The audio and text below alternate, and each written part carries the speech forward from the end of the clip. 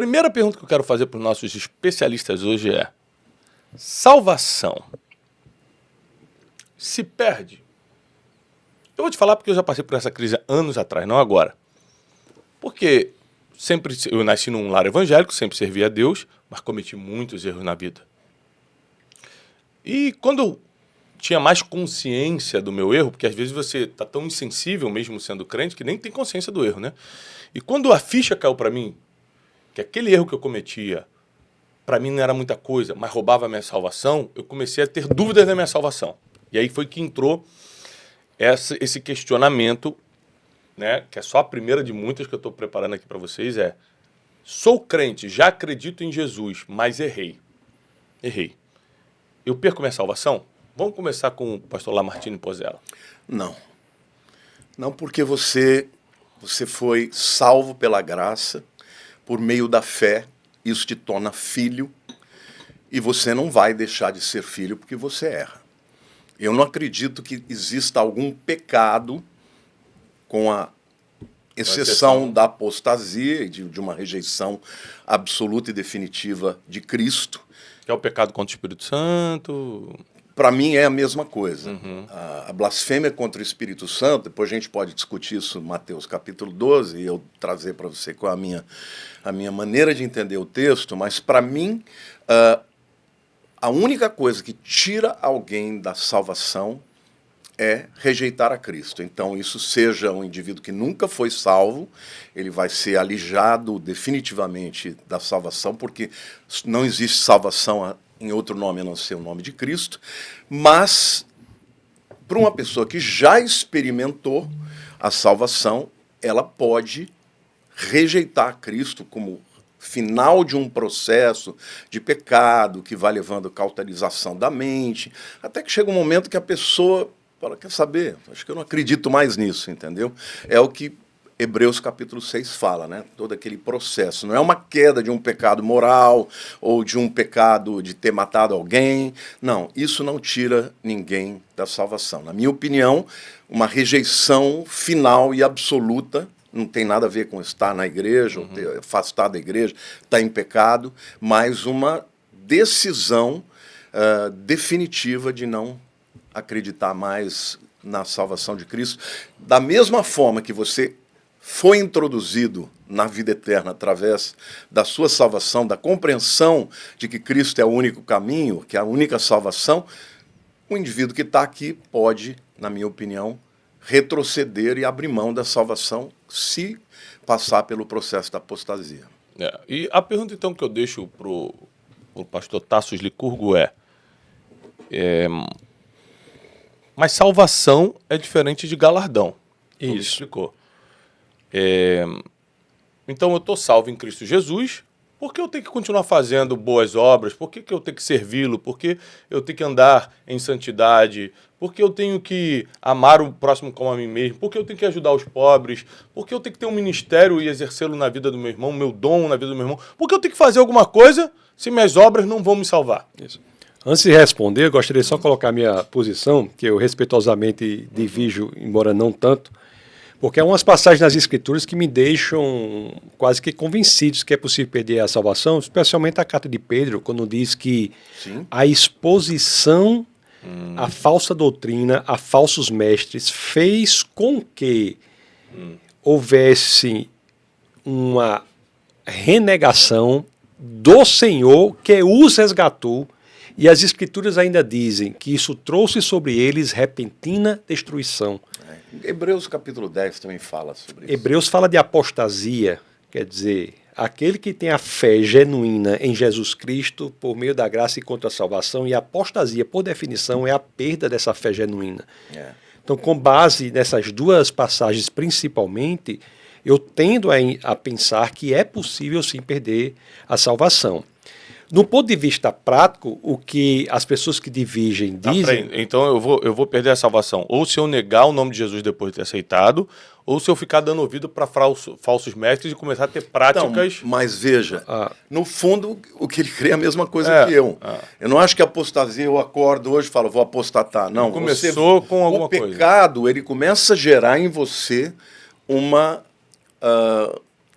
uma não resposta à voz do Espírito Santo, que vai se tornando cada vez mais tênue, até que chega um momento que aquilo começa a cauterizar a sua mente, você vai perdendo cada vez mais a capacidade de se arrepender, até que chega um momento em que o engano ele se torna preponderante na sua vida. É aquilo que a Bíblia diz, que nos últimos dias os homens iriam cercar-se de mestres. Então, mesmo que ele não tenha dito, eu não quero mais, mas na prática ele já fez isso. O que a Bíblia diz, eu estou apenas dizendo que a Bíblia diz é o seguinte, que pela exposição aos falsos mestres, à falsa doutrina, aquelas pessoas renegaram o Senhor que os resgatou. Mas renegaram. Renegaram. Então, essa... Então, de alguma forma, ele renegou, ele cruzou o caminho. É isso. Cruzou a linha, entendeu? Então tem a perda pela... Não, eu também acredito na perda. Então tá. Então tem a perda pela renegação. Então. Mas é a mesma coisa. É a mesma coisa. E as Escrituras ainda dizem que isso trouxe sobre eles repentina destruição. Então, a mesma coisa dita de outras formas. E no dia a dia o que o pessoal diz é o seguinte, né? Porque há situações, todos sabemos, de pessoas que se dedicaram durante muito tempo à igreja, pessoas que tinham uma vida, ao que todos sabiam, santa, uma vida piedosa, e de uma hora para outra passaram a não ter mais. Os que acreditam que não perderam a salvação vão dizer que aquele de fato nunca foi salvo, né? Enquanto os outros que acreditam dizem que ele perdeu a salvação. Então, minha resposta não é com base tanto na experiência, mas sim no que diz as Escrituras, na passagem sobre a qual nós nos debruçamos, assim como na passagem de Hebreus, que fala da apostasia. Em relação à sua pergunta especificamente, as obras são inservíveis para salvar alguém. São imundícia, como diz o apóstolo Tiago, são inservíveis para salvar alguém. As obras são, na realidade, uma consequência de quem já é salvo. Os mandamentos, por exemplo, eles nunca foram dados como uma escada para a salvação. Eles já foram dados para um povo que já era o povo de Deus, que havia passado o Mar Vermelho sem sequer molhar os pés e havia sido miraculosamente alimentado no deserto. No entanto, os mandamentos são dados para aquele povo não para que eles sejam povo de Deus, porque já o eram, mas porque eles são povo de Deus. Então, se nós somos povo de Deus, nós temos um padrão no qual nós devemos nos espelhar para que cresçamos de maneira a sermos mais e mais parecidos com Deus, no caso nosso, do Deus encarnado, que é Jesus Cristo. Então, quando o mandamento diz, por exemplo, não mentirás, é porque Deus é a verdade. Quando diz não adulterarás, porque Deus é fiel. Não furtarás, porque Deus é confiável. Não assassinarás, o correto é assassinarás e não matarás, né? Porque matar é bíblico em certas situações. Quando diz não assassinarás, é porque Deus é a vida. Então, as obras são inservíveis para construir o caminho para a salvação. O ladrão ao lado da cruz é um exemplo claro disso, que não tinha nada a oferecer antes nem depois, né? Porque estava ali na cruz. E ele encontra a salvação. Então, as obras são para aquele que é salvo e não para alguém ser salvo. Ótimo. Agora, é o que diz Efésios 2, 8, 9 e 10, né? Pela graça sois salvos por meio da fé, isso não vem de vós, é dom de Deus. Mas nós fomos criados em Cristo Jesus para as boas obras. Você não é salvo pelas obras, mas é salvo para as obras. Agora, uma vez salvos, devemos ter novidade de vida e fazer boas obras. Agora, se eu sou salvo, então minha salvação está garantida por causa da cruz do Calvário, por causa da graça de Jesus. Só por isso. Então, as minhas obras vão interferir no meu galardão, ou seja, na minha recompensa eterna? Com certeza. Isso. Vamos lá? O senhor quer... Pode. O galardão é um julgamento que sofre o crente. Quanto aos galardões, o julgamento que sofre o crente. O crente não é julgado quanto à salvação. Assim como a Arca de Noé. Imagina a Arca de Noé. Aqueles que estavam na arca foram salvos estiveram acima do julgamento de Deus, que era o dilúvio. E o apóstolo Paulo usa a mesma preposição, né? Nós temos de estar em Cristo.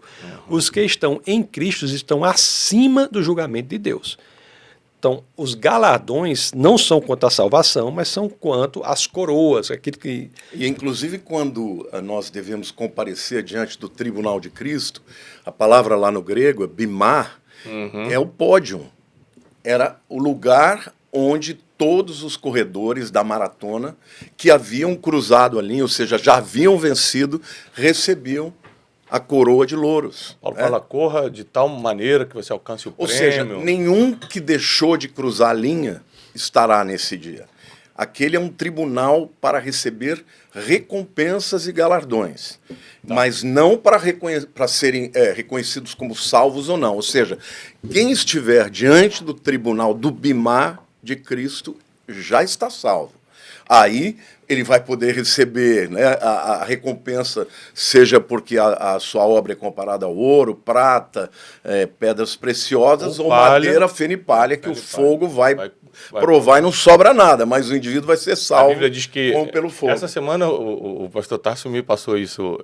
Como eu falei, a gente conversou essa semana, quando eu tenho algumas dúvidas, eu ligo para alguns amigos, e o pastor Tarso é um, e aí ele falou, olha, você tem que prestar atenção no que 1 Coríntios diz, né, sobre as 6 coisas que pode construir em cima do fundamento que é Cristo. E o que acontece com ouro, prata e pressa? Quando passa pelo fogo, fica. Purifica. Purifica, né? Mas e fica no sentido de que não permanece. Não acaba. Agora, o feno, a madeira... Feno e palha sobra queima. nada. Aí a Bíblia diz, todavia serão salvos, ainda que pelo fogo. Então está claro que não tem a ver com salvação, tem a ver com recompensa, tem a ver com galardão.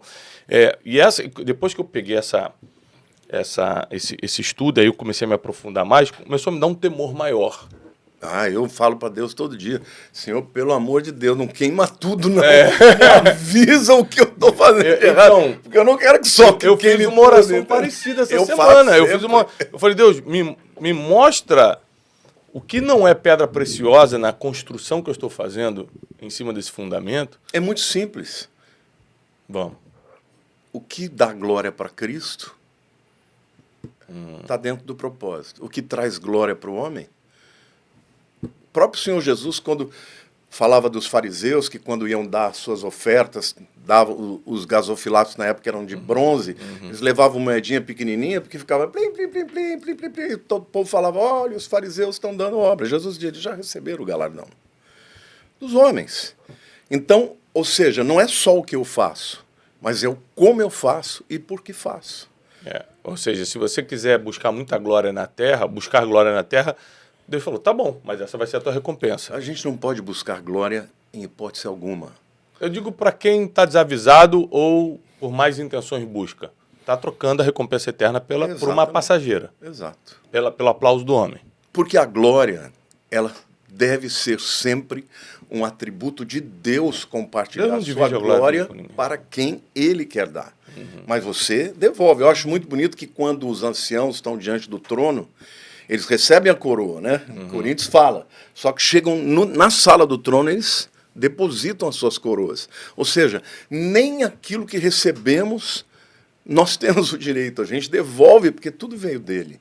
Tudo é para ele, para a glória dele.